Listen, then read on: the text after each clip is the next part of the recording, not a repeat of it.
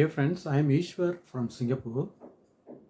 A very surprising and shocking news has come from Singapore recently.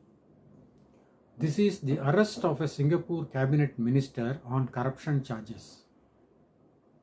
Mr. S. Iswaran, who is the minister for transport, he has been arrested recently on corruption charges and he is let out on bail and his passport has been impounded.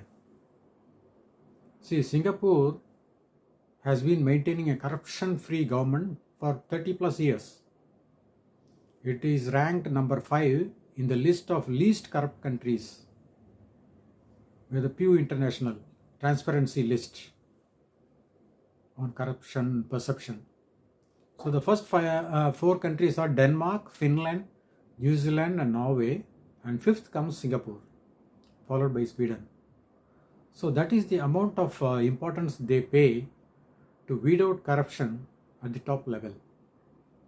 But unfortunately, yesterday or day before, a few days back, the news has been released that Mr. Iswaran has been arrested on corruption charges.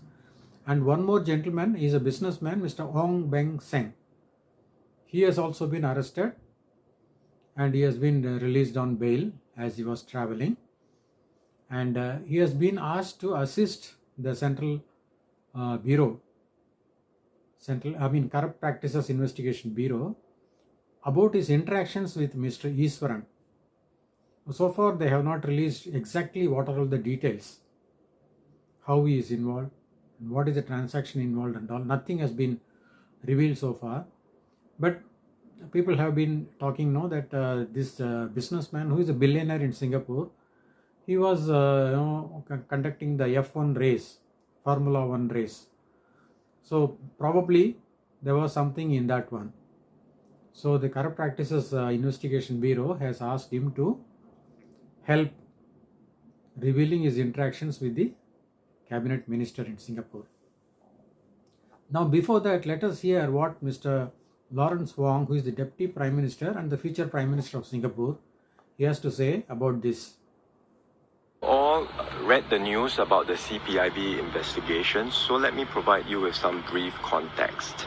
In fact, CPIB had been undertaking an unrelated investigation on a separate matter earlier. They updated the Prime Minister on this investigation in May. I was also kept in the loop then, and so I'm familiar with the background. CPIB took some time to delve into the matter, and they updated their findings to the Prime Minister last week on 5th of July. And at that time, they said they needed to interview Minister Iswaran as part of further investigations. So now this is the background, and of course the government has not released exact details of what are all the dealings and what is the amount of this thing involved and all those things. So they will be revealing it at a later date once the investigations come to a conclusion. So meanwhile, you might be willing to know about Iswaran. So he is a transport minister. He is of Indian origin. Since 1996 or so, he has been in the party. He is part of the People's Action Party, which is the ruling party. And he became the minister in some 2006 or something. And he has been minister continuously for 5 terms. And he holds a very good degree from Australia, Adelaide, and also a master's in political administration from, I think, Harvard University. He's a very accomplished man. His wife is an Australian citizen, Mary Taylor, and he has 3 children. So he's a very capable man also, by all means. And probably bad time for him. He is under the lens. So just to give you a briefing about his speech, he once spoke about inclusive society. So first we will listen to that and then we'll go further. But this is easier said than done. Staying open means greater competition, disruption, and constant adaptation to change. The outcomes are uneven. In other words, there are winners and there are losers. Societies around the world have fractured because of this. So being inclusive is a critical and vital complement to this. So now the news has startled the Singaporeans, and worldwide it has created ripples, because everybody knows that Singapore is a very clean country and there is zero corruption and zero tolerance for corruption in Singapore. The last time a corruption charge against a minister was levied was in 1986, I think, about 37 years back. At that time, one minister was there, his name was Tay Chiang Wan. So he was involved in some corruption deal, 2 deals. He got $500,000 as bribe money. So $1 million in all he got. Out of that he paid 200,000, that is 20%, towards the broker who brokered this deal. And he was caught. And at that time, Mr. Lee Kuan Yew was very active, and he was younger also. Now he is no more, of course. So he was very angry and upset that corruption activity has taken place in his ministry. So he did not want to leave him. So immediately he dismissed him, and he started the legal proceedings and also filed a case against him. So this man initially refused to accept that he did anything wrong. He said, "I am innocent." But as the proof were piling up against him, he said he will return the $800,000. So if he is wrong, why should he return $800,000 to the government? So that itself proved that he was corrupt. And as the proceedings were going on in the court to file a case against him, he committed suicide. So that was the end of it. So now the government is taking a very firm stand now that it doesn't tolerate any corruption at any level in the government. So, and also they are very keen that no speculation should be done on this case. So nobody should spread any falsehood or any rumor or any such imaginary conjectures. So the government is very keen to maintain secrecy. At the same time, they said they will be very transparent and open once all the facts are out.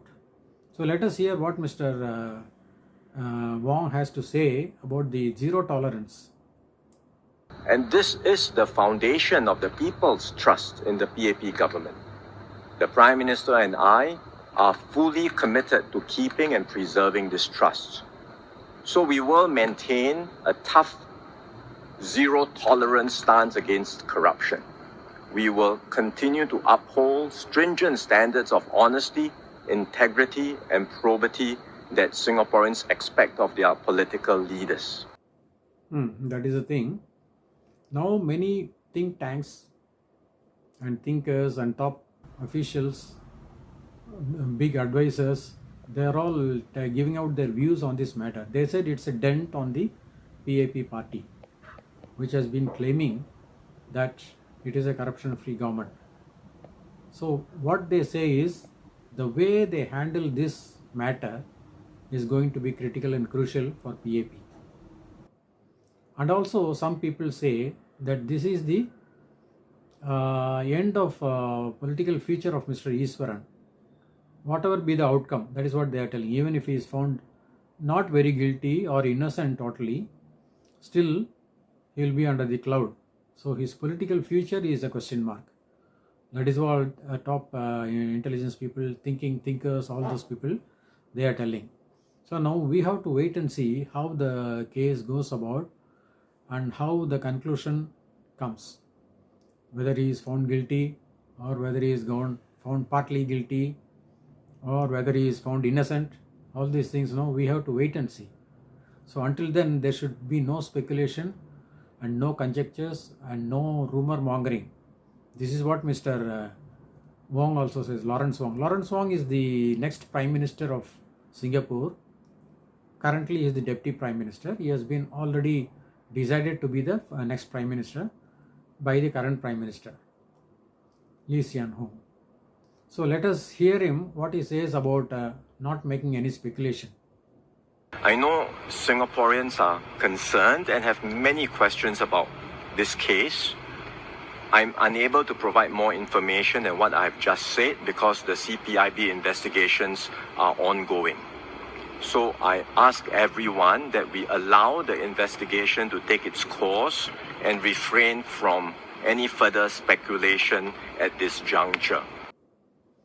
So friends, let us keep our fingers crossed and let us see how the case goes about and when it is ending and what is the outcome. Until then, let us just follow the proceedings. Thank you for watching.